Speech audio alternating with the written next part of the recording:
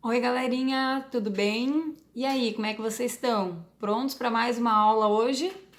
Então, hoje a nossa aula vai ser sobre a disciplina de História. Então, vocês vão pegar primeiramente a apostila de vocês, que é a apostila grossa, lá na página 24, tá bom? Pegaram? Então, agora a nossa aula de hoje vai ser sobre o meu, o seu, o nosso patrimônio histórico. Acompanhem a leitura então aí com a prof, tá bom? Por serem importantes, para conhecer o passado, alguns espaços precisam ser cuidados e preservados, a fim de que sua história possa ser contada para as gerações futuras. Esses espaços são considerados patrimônios mundiais ou nacionais. Muitos locais estudados por você, como a Catalhoyuk, a cidade antiga sem ruas na Turquia, e o Templo de Filas, no Egito, são patrimônios históricos e culturais mundiais. E a Vila de Igatu, o Viaduto do Chá e o Cine Brasília são exemplos de patrimônios históricos e culturais do nosso país. No Brasil, existem muitos lugares que são preservados como patrimônio por causa de suas histórias. Os patrimônios podem ser construções ou monumentos, como o Teatro José de Alencar, em Fortaleza, no Ceará. Podem também ser ruas, bairros ou cidades, como a cidade de Ouro Preto, localizado em Minas Gerais. Vocês sabiam que Paranaguá também é uma cidade histórica?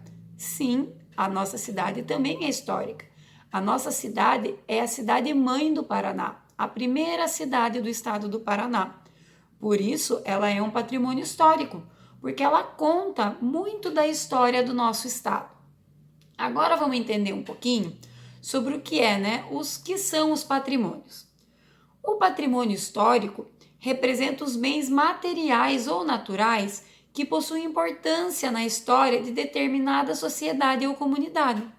Como a gente já viu ali na apostila, pode ser prédios, ruínas, estátuas, esculturas, templos, igrejas, praças ou até mesmo parte de uma cidade, como por exemplo o centro histórico. O centro histórico nós temos aqui na nossa cidade. Ali, no centro de Paranaguá, nós chamamos de centro histórico por quê? Porque tem diversos casarões históricos. Qual é a importância dos patrimônios? Então vamos lá. Esses bens foram ao longo do tempo construídos ou desenvolvidos pelas sociedades. Eles estão intimamente relacionados com a identidade do local e representam uma importante fonte de pesquisa atual. Através do patrimônio histórico, podemos, portanto, conhecer a história e tudo que a envolve. Por exemplo, as artes, as tradições, os saberes e a cultura de determinado povo. Por isso, existem atualmente diversos órgãos que objetivam a conservação e preservação desses bens. Então, a gente tem diversos órgãos, que cuidam desses bens históricos, que contam as histórias dos lugares.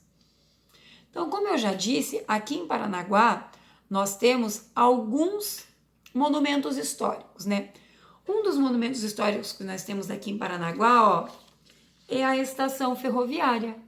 Sim, aquela estação que hoje está parada, que fica lá no centro, ela já funcionou, ela já recebeu trens de passeio, hoje ela está parada. E nós vamos conhecer um pouquinho sobre a história, então, da nossa estação ferroviária. Vamos lá? Prestando atenção. A estação de Paranaguá, ela foi inaugurada lá em 1883, juntamente com o curto trecho que liga Morretes a Paranaguá, e que ele é estendido até a cidade de Curitiba 2 anos depois. Então, em 1883, ele foi inaugurado no trecho Morretes-Paranaguá. 2 anos depois, ele foi estendido até o trecho que leva lá até Curitiba. Paranaguá havia vencido uma disputa com a cidade de Antonina, que também era um porto e que também queria que a linha de trem fosse até lá. mas Paranaguá venceu essa batalha e ficou com a estação aqui. A estação de 1883 não foi desmantelada, mas incorpora novas dependências. Então, será que quando construída lá, a estação era desse jeito? A estação atual foi entregue sem inauguração lá no dia 7 de maio de 1922. A construção começou em 1921, sendo que a licitação foi aberta também em 1921. Ela foi construída e alongada se unindo ao armazém de cargas, prédio onde hoje funciona a Secretaria Municipal de Cultura e Turismo. A estação de Paranaguá recebia trens de passageiros que vinham de Curitiba para conhecer as maravilhosas paisagens das descidas da Serra do Mar pelo trem, que foi um dos poucos do Brasil que ainda atendem passageiros. Então as pessoas vinham de Curitiba até Paranaguá para apreciar a vista da Serra do Mar e também para conhecer os pontos turísticos de Paranaguá. Só que isso só aconteceu até lá meados da primeira década dos anos 2000, porque aí o que aconteceu? A estação de trem aqui parou de receber trens de passageiros, porque, ao que se entende, as pessoas, acabaram perdendo o interesse de fazer turismo por aqui. Então, os trens, hoje que ainda circulam, eles não vêm mais até Paranaguá, eles vêm até Morretes. Então, a gente aprendeu agora aqui um pouquinho sobre a Estação Ferroviária de Paranaguá, que é uma estação muito antiga, que foi muito importante no desenvolvimento da nossa cidade, Ela trazia diversos turistas de Curitiba a Paranaguá.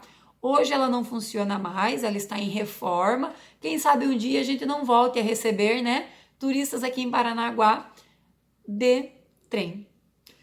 Um outro monumento histórico aqui, um outro patrimônio histórico aqui de Paranaguá, esse é bem famoso, que é a Fonte Velha, também conhecida como a Fontinha.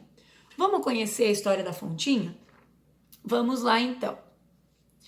Muitos prédios históricos de Paranaguá se perderam ao longo de 3 séculos. Porém, a primeira obra pública construída na cidade, segundo os historiadores, ainda se mantém, que é a Fontinha. Então, a Fontinha foi a primeira obra pública a ser construída aqui na nossa cidade. Ela também é chamada de Fonte de Cima e tem ela a sua origem num olho d'água, que serviu há séculos à aldeia Carijó, localizada na embaixada do antigo e desaparecido Campo Grande. Quando os moradores da Caatinga, chefiados por Domingo Peneda, passaram aqui para o nosso continente, a margem esquerda do rio Taguaré, que hoje é chamado de Rio Itiberê, procuraram logo o Chapadão, onde se achava o olho d'água usado pelos carijós. Os anos iam passando e a população aumentando, e com isso era necessário um represamento de água. Mas isso só veio a acontecer depois da chegada de Gabriel de Lara. Os vereadores, lá em 10 de abril de 1655, olha quanto tempo, se mostraram favoráveis à limpeza do caminho da Fonte da Gamboa, que também era chamada assim na época.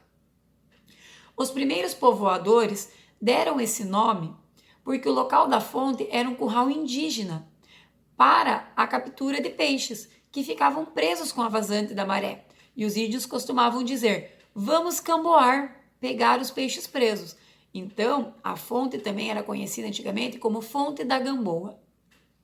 Esse caminho ficou pronto e limpo no dia 4 de abril de 1656 e passou a se chamar Rua da Fonte. Nesse ano de 1656, um grupo de vereadores atuou no represamento de água em um reservatório, a fim de suprir a população que havia aumentado bastante. A obra ficou a cargo de Roque Dias e João Gonçalves, ficando pronta em 30 dias. Não foi um trabalho perfeito. Em 1657, a Câmara entregou a obra a um pedreiro mais competente para construir o reservatório, fechado em forma de uma abóbada, tendo na parede fronteira ao rio uma janelinha por onde o operário pudesse entrar para fazer a limpeza interna. Segundo o contrato, o empreiteiro daria aos escravos para conduzir as pedras, o saibro e o cal, bem como colocaria a bica de pedra e os ladrões para escoar o excesso de água. A obra ficou pronta em 1658 e até hoje, passados 355 anos, continua firme na sua estrutura. Ela supriu as necessidades da população até 1914, que foi o ano em que Paranaguá recebeu o serviço de água encanada nas residências centrais. Então, essa fontinha aqui de água, ela servia para abastecimento de água na cidade antigamente. Antigamente não existia água encanada, água que vinha pelos canos. Então, eles acharam uma forma de ter uma fonte de água para servir a nossa cidade. Legal, né? Agora que a gente já conheceu um pouquinho sobre, né, alguns patrimônios históricos da nossa cidade, vamos voltar para a apostila, lá na página 25. Vamos lá? Então vamos lá, acompanhando a leitura. Os cartões postais eram muito comuns antes da internet. Neles podiam ser registradas imagens de espaços históricos da cidade e, ao mesmo tempo, esses cartões serviam como forma de se enviar uma mensagem a alguém. Assim, quando uma pessoa viajava, podia comprar um cartão postal com uma fotografia de rua ou de um lugar especial da cidade que estava visitando e enviar um recado curto a familiares ou amigos. Eu, historiador. Número 1. Vejo que Leila escreveu para Luísa nessa reprodução de um cartão postal enviado ao Rio de Janeiro, para São Paulo, em 1947. Então aqui, ó, a gente tem o cartão postal e o recado da Luísa. Vamos lá. Querida Luizinha, da Princesinha dos Mares, cumprimentamos você e junto segue nosso abraço com angúrios de uma grande felicidade. Abraços da Leila e José, dia 6 de setembro do ano de 47. Então, Princesinha dos Mares, que ela cita ali no cartão postal, é a praia de Copacabana, no Rio de Janeiro. A praia de Copacabana, ela é conhecida como a Princesinha dos Mares. E angúrios é prenúncios, ou seja, anúncios de um acontecimento. Então, temos aqui a pergunta na letra A. Identifique que local do Rio de Janeiro foi representado nesse cartão. Então, vocês vão ler ali o recadinho da Luísa, vão ler aqui a observação, que tem uma dica, e responder aqui, ó. Que local aqui desse cartão postal é lá no Rio de Janeiro? Que local do Rio de Janeiro é esse? Continuando. B. Sobre o local representado, marque um X na resposta correta. Apenas algumas pessoas podem frequentar uma praia? Ou uma praia, assim como outros lugares de uma cidade, pode ser frequentada por todas as pessoas? Vai marcar um X na resposta correta. Após, número 2. Entreviste um de seus familiares sobre histórias que envolvam um espaço público. Pode ser uma rua, uma praça, um parque, cinema ou teatro. Aqui da cidade onde a gente vive, aqui de Paranaguá. Escolha uma dessas histórias e, com a ajuda do entrevistado, complete as informações indicadas no quadro. Então, aqui, ó, vocês vão entrevistar um familiar de vocês, né, para falar sobre a história de um espaço público aqui da nossa cidade. Então, vocês vão preencher com o nome do entrevistado, com a idade, com a cidade onde ele nasceu, com a profissão e depois conte uma história envolvendo um dos espaços públicos da cidade onde mora. Então, após, você vai, né, essa pessoa vai contar para você uma história que aconteceu num dos espaços públicos aqui da nossa cidade e você vai registrar aqui abaixo. Número 3. Crie um cartão postal. Para isso, siga as instruções. Do seu material de apoio, destaque a imagem que imita um cartão postal. Escolha um marco histórico da sua cidade e, por meio de desenho ou colagem de imagens, represente esse marco histórico na frente do cartão postal. Então, lá vai ter a imagem do cartão postal, onde vocês na frente vão pesquisar sobre um patrimônio histórico aqui da nossa cidade, para desenhar na frente esse patrimônio. E no verso do cartão, escreva uma mensagem imaginando que irá enviá-lo para alguém. Escreva também o endereço completo desse destinatário. Então, você vai escrever o cartão para alguém, vai perguntar o endereço dessa pessoa e vai lá preencher o seu cartão postal. Continuando, lá na página 27. Vamos lá. Para que o passado da nossa cidade e do nosso país continue a ser lembrado, é muito importante preservar os espaços que fazem parte da história desses lugares. Veja essas imagens de alguns patrimônios. Então, aí na apostila de vocês, tem a imagem de 4 patrimônios que a gente vai ler aqui sobre cada um dos 4 juntos. Acompanhem a leitura aí com a prof. Então, a primeira imagem que nós temos ali é o Teatro Amazonas em Manaus. Ele foi inaugurado em 1896 e ele foi tombado como patrimônio histórico pelo Instituto do Patrimônio Histórico e Artístico Nacional, que se chama IFAM, em 1966.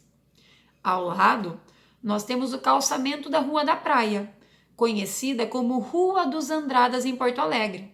Foi tombada pela Secretaria Municipal de Cultura em 1989. Abaixo nós temos o Teatro Municipal do Rio de Janeiro, que fica na cidade do Rio de Janeiro. Ele foi inaugurado em 1909 e tombado como patrimônio pelo IFAM em 1973. Ao lado e ali por último, nós temos a Igreja de Nossa Senhora da Conceição de Almofala, situada em Itarema, no Ceará. A sua construção original foi soterrada em 1897 e redescoberta 40 anos depois, tombada como patrimônio pelo IFAM em 1980. Vamos lá agora, virando a página. Na página 28. Número 1. Identifique um exemplo de patrimônio histórico e cultural no Brasil conforme indicado. Então, na letra A, relacionado a pelo menos algum bairro de uma cidade. Então, a gente pode citar aqui, centros históricos de cidades como em Ouro Preto, Olinda, ou o próprio centro histórico aqui da nossa cidade também. E também na letra B, pede o seguinte, em forma de monumento urbano. Aqui de monumento urbano a gente tem vários, a gente pode citar os Arcos da Lapa no Rio de Janeiro, a Praça de São Francisco na cidade de São Cristóvão, o Mercado Municipal Adolfo Lisboa em Manaus, enfim, vocês vão pesquisar. E na letra C, aqui diz o seguinte, verifique com o professor e os colegas a resposta para essa questão. Qual patrimônio histórico foi mais citado pela turma? Então aqui essa letra C você não precisa fazer, por quê? Porque a gente precisa comparar a resposta dos colegas. Então, essa letra C nós faremos no retorno às aulas, tudo bem? Vamos lá. Número 2. Sobre os espaços antigos da cidade, responda as perguntas. Em sua opinião, qual deles deveria se tornar um patrimônio histórico? Letra B. Por quê? Então você vai dizer aqui na sua opinião, sobre os espaços antigos da cidade, qual deles deveria ser um patrimônio histórico? E na letra B explicar o porquê você acha que ele deveria ser um patrimônio histórico. E número 3. A respeito do patrimônio histórico e preservação, marque as alternativas corretas. Todos os edifícios históricos podem ser demolidos para dar lugar a uma nova construção? Os espaços históricos precisam ser preservados? Existem patrimônios mundiais e patrimônios nacionais?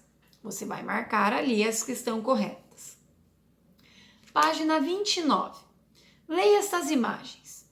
Letra A. Indique com lápis de cor vermelho a ilustração de um espaço público. Lembra que a gente viu lá nas nossas aulas que espaço público são aqueles espaços que qualquer pessoa tem acesso, qualquer pessoa pode andar. Então você vai indicar com um lápis de cor vermelho, vai pintar ali a bolinha ou essa de qual é um espaço público, vermelho. E depois com um lápis azul você vai ali pintar a bolinha que indica um espaço privado. Lembra que a gente viu que espaço privado é aquele que tem um proprietário, que tem um dono, ou seja, nem toda pessoa pode entrar nele ou andar por ele. Número 2.